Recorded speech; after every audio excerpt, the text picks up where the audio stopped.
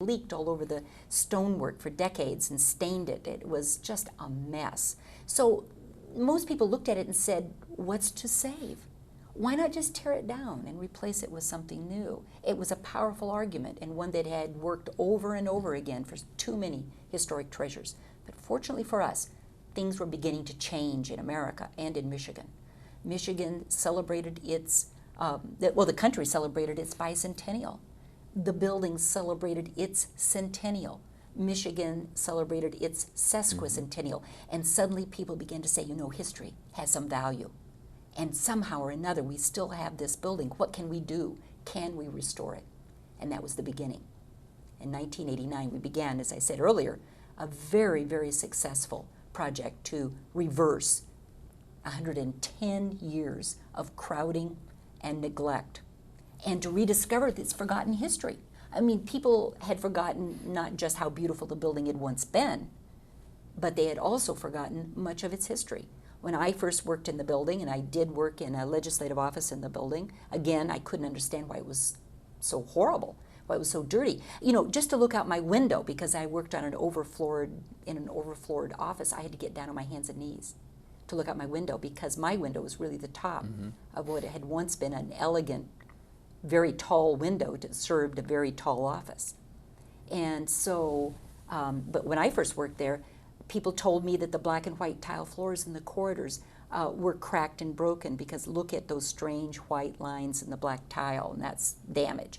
And now we know that the black tile is black limestone from Vermont, and that those white lines are actually fossils, and that this is a very rare and decorative limestone. Those are supposed to be there. They're supposed to be there. No one realized that.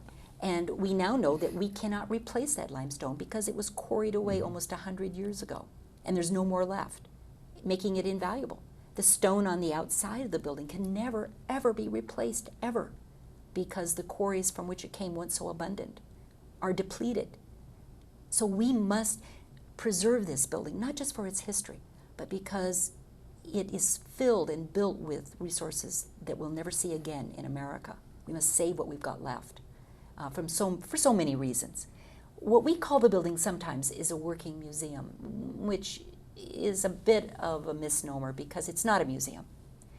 When you go to a museum, no matter how wonderful it is, still it's a place, it's static usually.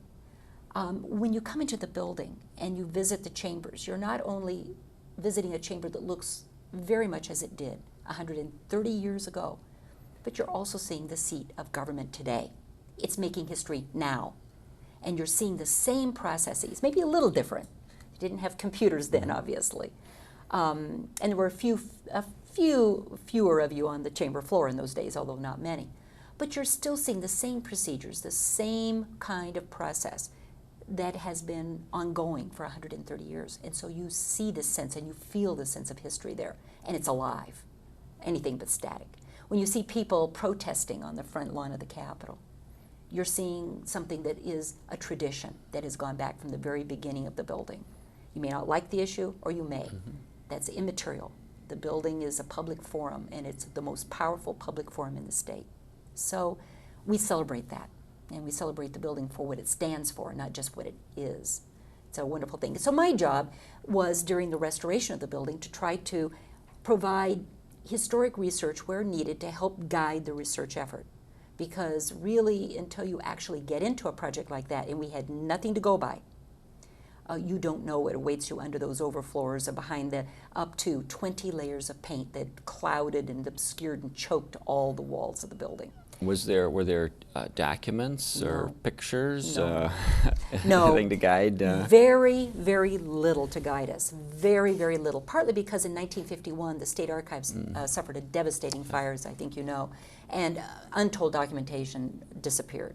Also because architectural plans were never, ever archived for most of the history of architecture. It's only been recently that people have done that. We were very fortunate to accidentally find many of Elijah Meyer's original drawings of the building rolled up in the attic of the Capitol itself.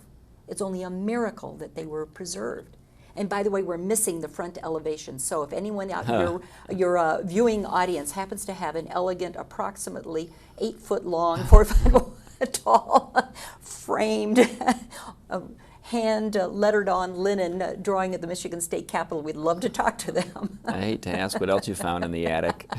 What else did we find in the attic? We found a lot of mummified birds and bats and things like that. You know, people ask me if we've ever found any skeletons, and I have to tell you that no, we haven't, only mummified bats, but no skeletons.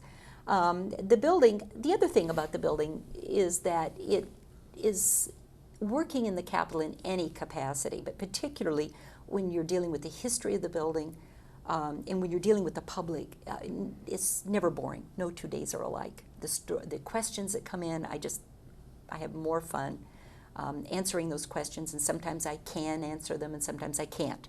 But they're always an opportunity to learn more.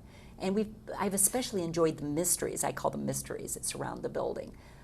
Why was there a mysterious stone on the grounds of the Capitol? In fact, there were even articles in the paper calling it a mystery stone, and people thought maybe it was a carriage stone. And finding out what it really was exciting, and it told me a lot about the history of the state. Kerry, we only have a minute left. Yes. And here's what I'd like you to tell our audience, and that is if they're intrigued by some of these mysteries of the Capitol or learning more about our state capitol, or if they want to visit, what should they do? Where can they learn more? And I know you've written, I mean, you're a historian, you've written many articles in Michigan History Magazine and such. You're an expert. Where should they go for more information? A lot of places they can go. The first thing they should do, if they have never visited, come. We're not open currently on the weekends, but Monday through Friday, as I mentioned earlier, tours, and they're free, and they last an hour. They start at the information desk in the Capitol, come on in the building and take a tour. Pick up a copy of our self-guided tour to the building. It'll tell you some more. If you have more interest, we maintain an archive right in the building of the articles that you're talking about and references. And so, for instance, if you're interested in the history of a particular portrait, and believe me, they're interesting, and you'd like to know more, we can provide that information. Right there at the Capitol, ask at the information desk. We also have a video that's available. They can come into the building and borrow it. We also make it available at minimal cost if anyone wants to purchase it. It's a few dollars, and you can take it home and keep it. And it tells you a good deal about the construction of the Capitol using rare archival photos. All the ones we can find, actually, were used in that building. And by the way, it was produced by the legislature during the restoration as a way of explaining to the public what we were doing and why we were doing it. And I think it's an excellent way to get to know more. There are courses offered occasionally in fact, one's going to be offered this fall by a member of my staff, Val Marvin, who works on the tour guide staff, is going to offer a course in the Extension College at MSU. So I may have to have her on my program. Absolutely. She and Barb Thimuto are heading up the Elijah Myers Archive Project, which I do want to mention. They, as part of the centennial of Elijah Myers' death, which is approaching, as I mentioned, in 2009, we are constructing the very first archive of his life and his works, and the first list of all the buildings that we can find that he's designed. And they are working very successfully. You'd think that this would have been done long ago. It never has. And if you bring Barb and Val on, they would be delighted to show you some of the things they've been finding and tell you some of the stories that we've uncovered about him. Fascinating man, very controversial, very colorful, very flamboyant, and a really interesting, fascinating man. Kerry, thanks so much for being on my program. Thank you for asking me. Thanks for watching. You've seen my program, Current Events with Tom George. My guest has been Kerry Chartkoff, the Capitol historian and executive director of the Capitol Committee. Thanks, Kerry. Thank you so much.